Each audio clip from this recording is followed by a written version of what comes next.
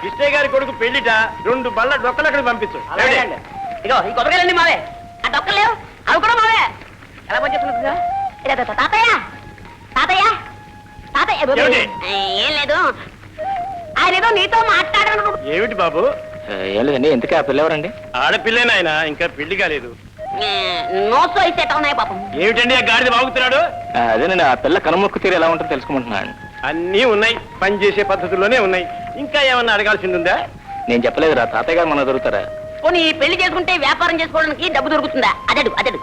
ఈ కుర్రవాడితో అన్ని విషయాలు మాట్లాడి నాకు నచ్చి నమ్మకం కుదిరితేనేరా. నీకు అన్ని కుదిరిలోపు నా రోగం కుడుతుంది. ముందు వ్యాపారం తెలిస్తేనే పెళ్లి చేసుకునేది, లేకపోతే అంతే. అంతేనా? అంతే అంతేనా? అంతే.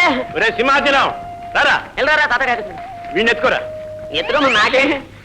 అవును, నన్ను ఎందుకు ఎత్తుకోమన్నా? ఆ కొబ్బరి పీచు వచ్చేట్టు చర్మం ఒలిపించేస్తాను, జాగ్రత్త. అయ్యో నువ్వు వెళ్ళరా.